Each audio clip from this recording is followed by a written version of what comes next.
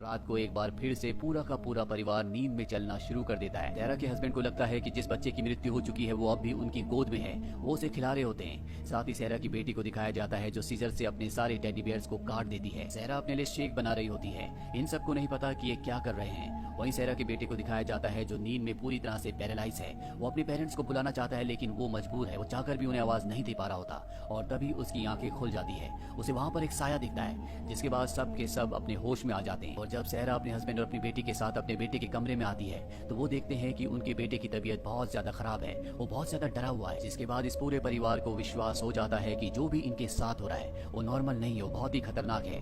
इसीलिए एक बार फिर से डॉक्टर एलिस के पास जाते हैं। डॉक्टर एलिस पूरे परिवार के टेस्ट लेती है जो पूरी तरह से नॉर्मल होते हैं, लेकिन अब वो फैसला कर लेती है कि वो पूरे परिवार को एक रात के लिए हॉस्पिटल में एडमिट करेगी। पूरे परिवार को एडमिट कर लिया जाता है और जब सब के सब सो जाते हैं तो डॉक्टर एलिस को दिखाया जाता है जो सीसीटीवी कैमरे से पूरे परिवार को देख रही होती है।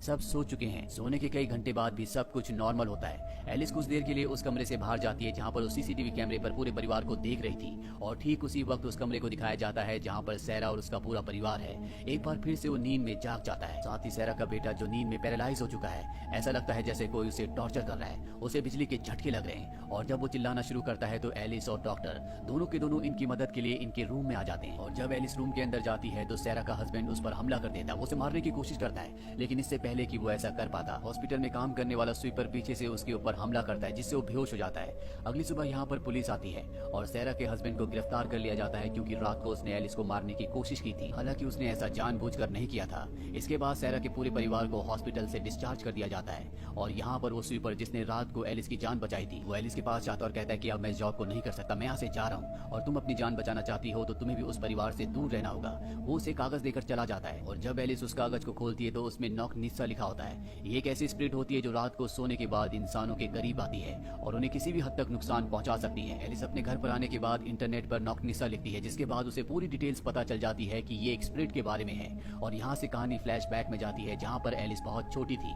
और एक रात को जब वो अपने भाई के साथ सो रही थी, जिसे रात को नींद में चलने की आदत थी, तो वो नींद में जाकर अजीब अजीब सी हरकतें करना शुरू कर देता है और उसी दिन उसकी मृत्यु भी हो जाती है। एलिस उस हादसे के बाद कभी भी अपने आप को माफ नहीं कर पाई थी क्योंकि उसे ऐसा लगता था कि वो अपने भाई की जान बचा सकती थी। और अब एलिस से जानना चाहती है कि सैरा और उसके परिवार के साथ ऐसा क्यों हो रहा है। वो सबसे पहले सैरा के हस्बैंड को जो जेल में होता उसे जेल से रिहा करवा देती है। वो उसे कहती है कि हमें किसी ऐसे आदमी को ढूंढना होगा जिसे इस बारे में नॉलेज हो। और तभी उसे उस स्वीपर की याद आती है जिसने अपनी जॉब छोड़ दी थी और उसे ये इंडिकेट किया था कि ये सब सुपर नेचुरल चीजें हैं। इस आदमी का नाम मेलकॉम होता है और अभी दोनों के दोनों मेलकॉम के पास पहुंच जाते हैं, जहाँ मेलकॉम से पूछते हैं कि तुम्हें इन सब चीजों के बारे में कैसे पता है, क्या तुम्हारे साथ ये सब कुछ हो चुका है।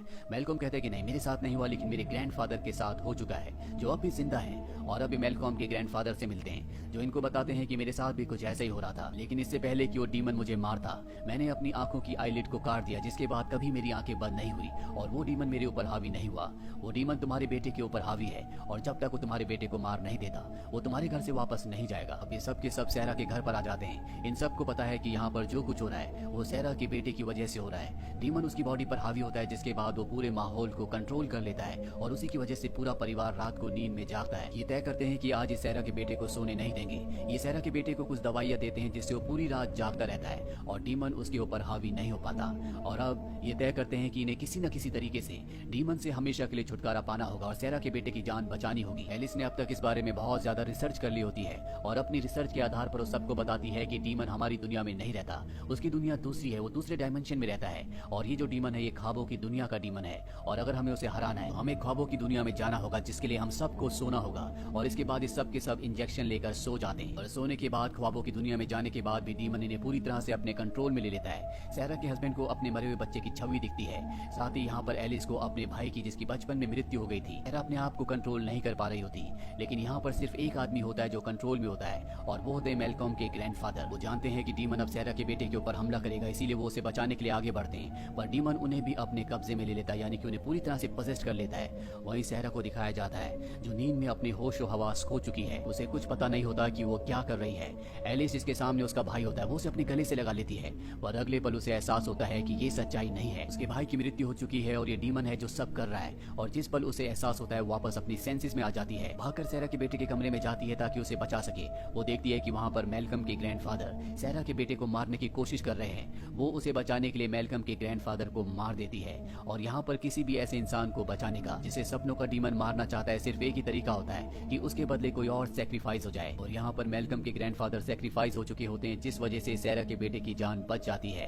अगली सुबह यहाँ से एलिस को असाइलम ले जाया जाता है क्योंकि सबको ये लगता है कि एलिस की दिमागी हालत ठीक नहीं है। इनकी बातों पर कोई भी विश्वास नहीं करता। इस घटना के कुछ दिनों बाद दिखाया जाता है कि सैरा का बेटा पूरी तरह से ठीक है, उसके ऊपर किसी भी तरह के कोई भी डीमन का साया नहीं है। वहीं एलिस को दिखाया जाता है जो हॉस्पिटल से अपने घर पर अपने हस्बैंड को वीडियो कॉल करती है, जिसके बाद उसका हस्बैंड बताता है कि आजकल हमारी बेटी को नींद में अजीब अजीब सी आवाजें सुनाई देती हैं। और ये आवाजें ठीक उसी तरह की आवाजें थी जिस तरह से बचपन में एलिस के भाई को सुनाई देती थी। वो समझ जाती है कि डीमन अब उसकी बेटी के पीछे है, लेकिन उसकी बात पर यहाँ पर कोई भी विश्वास नहीं करता। दरअसल ये डीमन जब सबसे पहले इस दुनिया में आया था तो किसी को एक बुरा सपना, बुरा थॉट आया था और उसके बाद ये डीमन पैदा हुआ और आज भी ये इसी दुनिया में है। ये डीमन बहुत ही शक्तिशाली होता है, इसीलिए सपनों में ये किसी भी रूप में आ सकता है। सबसे पहले बच्चों को अच्छे अच्छे सपने दिखाता है, उन्हें लालच देता है और इसके बाद उनके सपनों में उनकी जिंदगी पर पूरी तरह से हावी हो जाता है और धीरे धीरे उन्हें मारना शुरू कर देता है। दरअसल ये डीमन हम सब की जिंदगी में है, जिसमें हमारे अंदर लालच, दूसरों के प्रति ईर्ष्या होती है। ये वो चीजें हैं जो धीरे धीरे हमारी जिंदगी पर, हमारे ऊपर पूरी तरह से हावी हो जाती है। इनके चलते ना हम कभी खुश रह पाते हैं और ना ही दूसरों को खुशियां देते हैं और ये ईर्ष्या और लालच धीरे धीरे हमें मारना शुरू कर देती है। इसी के साथ ये फिल्म, ये कहानी यहीं पर खत्म